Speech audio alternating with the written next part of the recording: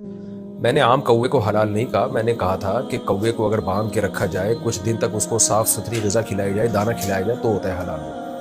اچھا، یہ میں نے مسئلہ جب بتایا تو بعض فتنہ پرست لوگوں نے بھی مذاق اڑایا، اور کمنٹس میں بھی بعض لوگوں نے بڑا مذاق اڑایا ہوا ہے۔ اور کچھ دن پہلے ایک صاحب آئے لندن سے، کہنے لگے کہ مفتی صاحب کا جب یہ ہم نے بیان سنا اور تو دل بہت بد دل ہو گیا، اور ایک صاحب نے تو یہاں تک کہا، مذاق اس پہ اڑایا کہ واہ واہ، ایک حرام جانور ہے، اسے باندھ کے صاف غذا کھلائیں گے تو وہ حلال ہو جائے گا۔ یہ بھی کمنٹس میں کسی نے مذاق اڑایا ہوا تھا۔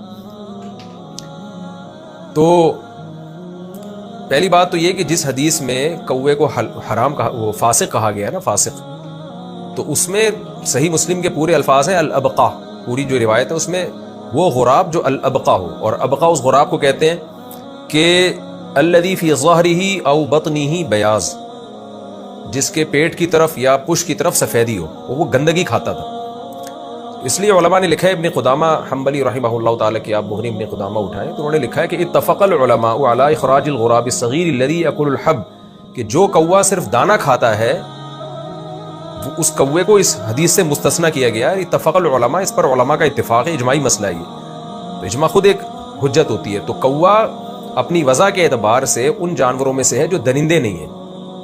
مثال کے طور پر میں اگر کسی سے پوچھوں کہ شتر مرغ کھانے کے حلال ہونے کی کیا دلیل ہے، اس طرح بہت سارے حلال پرندے ہیں جن کا ہمیں حدیث میں تذکرہ نہیں ملتا، لیکن ان کو جائز کیوں کہا جاتا ہے؟ اس لیے کہ وہ حلال پرندوں کی جنس میں سے۔ حلال پرندے کون سے ہوتے ہیں؟ جو چونچ سے کھاتے ہیں، جو چیر پھاڑ نہیں کرتے، وہ پرندے حلال ہوتے ہیں۔ تو اور جو درندے ہوتے ہیں جو باقاعدہ اپنے پنجوں سے پکڑتے ہیں، شکار اس طرح سے کرتے ہیں، گوشت خور ہوتے ہیں، تو وہ پرندے حرام ہیں۔ بالکل جانوروں میں جیسے چوپائے، اب یہ مار خور ایک جانور ہے، ہمیں تو نہیں ملتا حدیث میں اس کے جائز یا ناجائز ہونے کا، لیکن چونکہ انعام میں داخل ہے، گھاس پھوس کھاتا ہے، چرتا ہے، چار ٹانگوں پہ چلتا ہے، اور گھاس پھوس شکار کرنے والے جانوروں میں سے نہیں ہے، پوری امت کا اجماع ہے کہ یہ حلال ہے۔ ایسے ہی پرندوں میں جو کوا ہے نا، وہ چیر پھاڑ نہیں کرتا، وہ پنجوں سے شکار نہیں کرتا، وہ چونچ سے کھاتا ہے، تو اس کے حرام ہونے کی وجہ اس کی گندگی کھانا ہے۔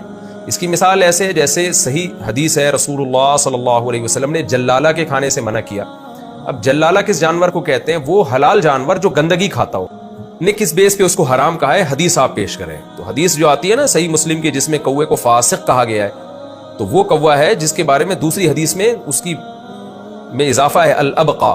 تو الابقا وہی کوا ہوتا تھا جو گندگی کھاتا تھا، جیسے کہ عام طور پہ کوے گندگی ہی کھا رہے ہوتے ہیں، ہم اس کوے کی بات کر رہے ہیں جو دانہ کھاتا ہے، جو صاف ستھری غذائیں کھاتا ہے۔ تو پراپر طریقے سے لوگ علم حاصل نہیں کرتے اور بیٹھ کے بس پھینکتے رہتے ہیں بیٹھ کے۔